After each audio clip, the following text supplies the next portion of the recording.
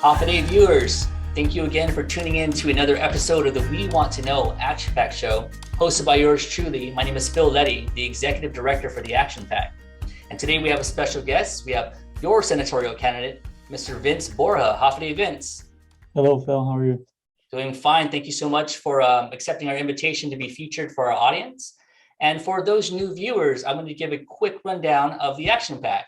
The Action Pack was formed out of the need to play an active role in government, beginning at the grassroots level. Action Pack comprises members from a cross-section of Guam society, representing all walks of life and united in our belief that we can affect change through action. So we welcome you to get to know us better, and we hope to do our part in helping you get to know your candidates better. So Vince is another candidate that is vying for one of your votes in this coming primary. Vince, would you like to tell us a quick introduction of yourself? Hello, everybody watching. My name is Vince Borja. I'm a son of Guam. I graduated from George Washington High School in 2001. I joined the military. I did that for almost 10 years. I got out, I moved home, and I got my degree in business at the University of Guam. I finished that and moved on to get my master's in business. I got an MBA, and then I also got a second master's in leadership. I worked for corporate America after the military as a project manager. I eventually, I was here locally. I eventually left that and moved over to got hired at the University of Guam to teach business as well. I am currently a doctorate student in at North Central University. I'm doing a doctorate in business administration focused on organizational leadership. Outside of the military and corporate, I'm also a small business owner.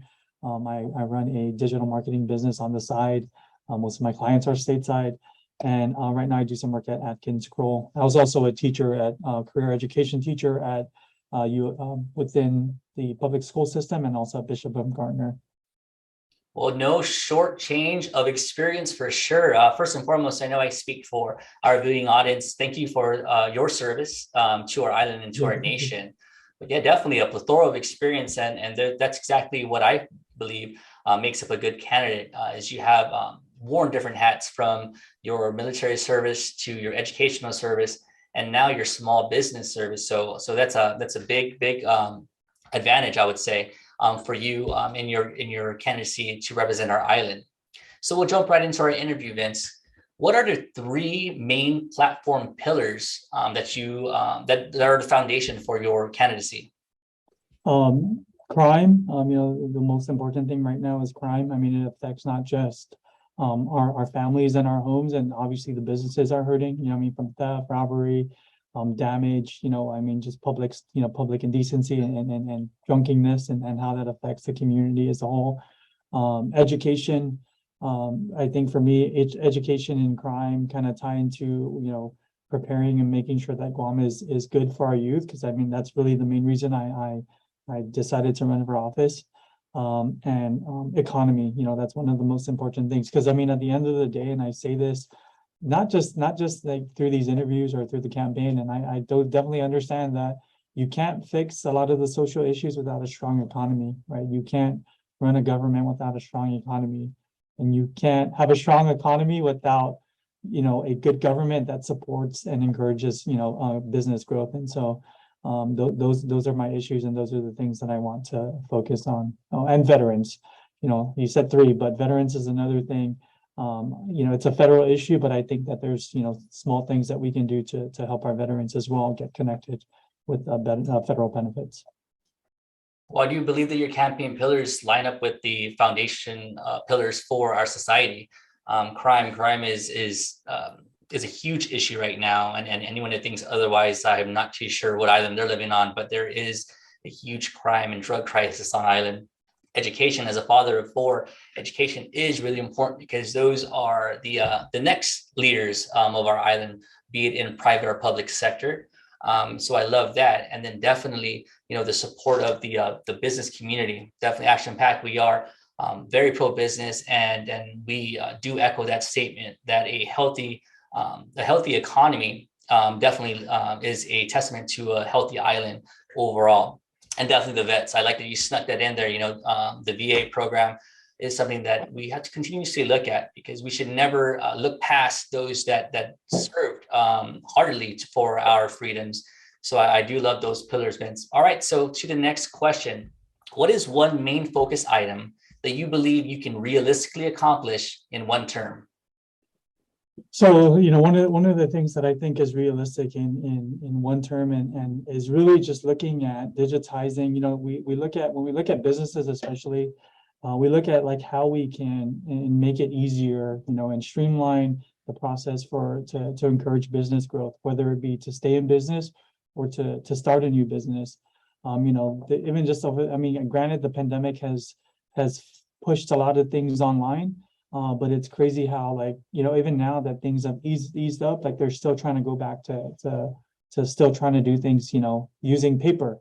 And, I'm nothing against paper, but I think that Guam should be, when Obama was president, he did the Paper Reduction Act, right? Where really everything had to go digital. And I think that as much as it scares people, it'll definitely make things a lot easier. It's just like a couple of years ago when I was looking at the permitting process, which is one of like the pain points for development, right, is that the permitting process just takes forever. And a lot of times it's because you got to take one piece of paper and it goes to another place and it sits there, and then sometimes it gets lost. And and it's easy to get lost versus like if you automate those processes, right? Like, you can create automation that like puts, like creates task and everything kind of like a workflow, right? And so that things just keep moving, and you can just digitally go look and see where things are at, and you can provide that to the developer or the builder so that they know where things are at. But I think realistically, and I know, I got a lot of pushback, like even just from the community 2 years ago, right, with trying to automate, like, Guam's not ready for digital, a digital framework. But I think that's where we need to go. It'll definitely help businesses not just start, but also those stay in business. And the permitting process, again, is one of the most painful things that I hear about, especially from businesses trying to, build new developments. And right now with trying to, build new homes and low cost homes, it's definitely a barrier. And it definitely doesn't help with trying to, again, build a strong economy or even just rebuild our economy.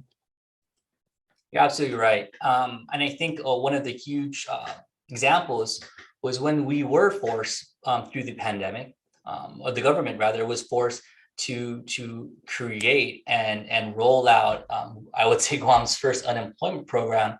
All was done online. And of course, they had their natural kinks that they had to work out because it was a new train of thought for the government to process and collect information, and even have the automated task, as you mentioned, to push out electric funds transfers. But we were able to do it. So to revert back would be in my opinion, I agree with you, would be the wrong decision. And the permit fiasco, I don't believe it is the department's fault. I do believe it's just the structure. And if we relook at the structure, bring in professionals or industry experts to increase that workflow efficiency. I strongly believe in that area as well. I am a business development director for a copier company, and most people would think I would be against going paperless, but we actually try to help our clients reduce their paper consumption as well as their printing consumption, because that reduces their overall costs. And it's good for the environment, but just the workflow efficiency. If we can continue to build upon that, I think it makes it so much easier and advantageous to be a new business owner or to just continue to operate. If we take away the headaches, I think we'll really do our part in fostering that entrepreneurial spirit, get that going. And we do need that as we bounce back, as our economy starts to bounce back. So great answer. But to touch on that a little bit, one thing that I also said this 2 years ago is that the Office of Technology that was created, I think, with the Governor Calvo, it's one of the most underused agency. And I think that, like when PUA, that was one thing I was surprised that. Kudos to the Department of Labor for figuring it out on their own and bringing a contractor in or working with a contractor to ensure that the systems work. But we have the Office of Technology. With the way things were with COVID, like you would have thought that that was the agency that led, the efforts to bring government services online. But most people don't even know what the Office of Technology does, right? but they should have been at the forefront of, how do we bring government services online so that things, the community still kept moving during the pandemic. So definitely something that I would definitely look into, right? That's a How are very you important using them highlight. and what do they need? Yeah, absolutely. That's a very important highlight. Is we do have the local talent and capabilities to do it local, and that just builds more local jobs. So yeah, definitely making taking advantage of the in-place Office of Technology is a very important factor. Excellent. So we come to our final question, and as you know, and many of our viewers know, Action Pack is comprised from the largest business organizations on Guam, from the chambers to the Guam contractors, Guam realtors, and the Guam Hotel and Restaurant Association. So with that said, how will you help our local business community as we progress through this economic recovery period? I think the big thing, and it's like, it's not beating a dead horse, but I think it's really important, especially now that the current administration touts the fact that they have all this excess revenue, is that we, one, reduce the BPT back. I know they're talking about, well, we do it for this, so many, this amount of businesses, but I think that we can afford to go back. And I also think that if we're not willing to do that, or if there's all this excess revenue, then we give it back to the people, right? If you're collecting all this extra money, like, it's not, okay, let's, expand on all these other agencies and fund all these new programs and build, create more jobs. I'm all about creating jobs, but you don't borrow from Paul to pay Tom, right? And that's pretty much what you're doing. You businesses, when we look at, like, when you'll hear people talk about, creating jobs that provide a livable wage. And that's one of the other ways that we can do that, is obviously if you give that back to the businesses, right, they can invest more in their employees, right? There's more money to, when businesses do well, then employees do well, right? And businesses take care of their employees.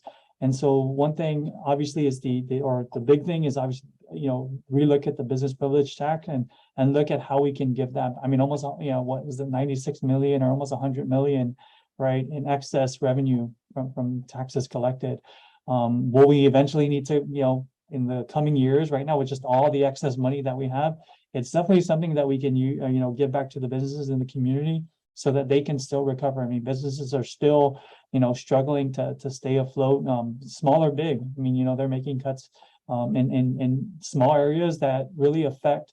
I mean, when you look at, like, okay, we're not cutting people's pay, but we're cutting, like, some of the things that make things great at work, right? When you look at, like, the welfare of employees and the kinds of things and benefits that employees really, at the end of the day, right? Because I'm a leadership person.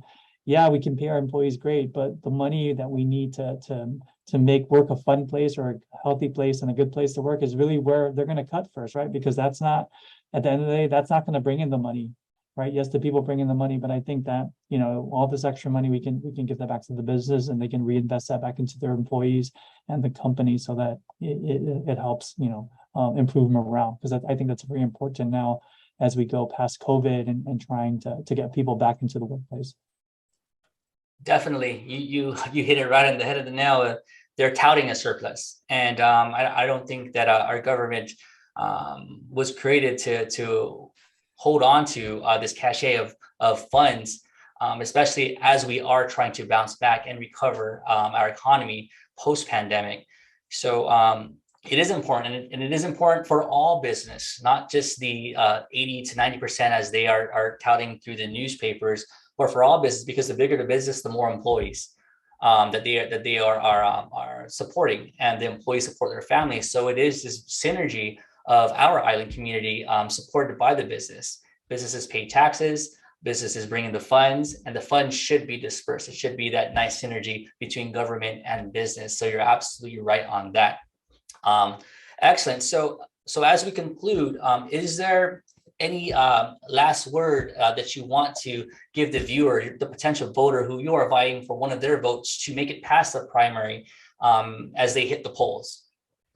Well, in closing, I think I want to stay consistent with my message. I mean, from before and until now, I think what's important is that, we need to move forward with a lot more foresight, right? If it's one thing that I've learned or I've recognized and has added to the fire as to why I decided to run again, is that we need to stop being a reactive government, but be more proactive in really how we move Guam forward, right? When we think about how are we going to support businesses, yeah, we can talk about the federal funds that have come, that have gone into the community to keep things going. But when we look at, when you use foresight thinking, all right, when all of that is gone, what are we going to do then, right? So we put things in place, and we make changes that support long-term growth, and I think that's the type of energy that I'm going to bring, and the focus that I think that we need as we move into the 37th Guam legislature and as we move going forward. So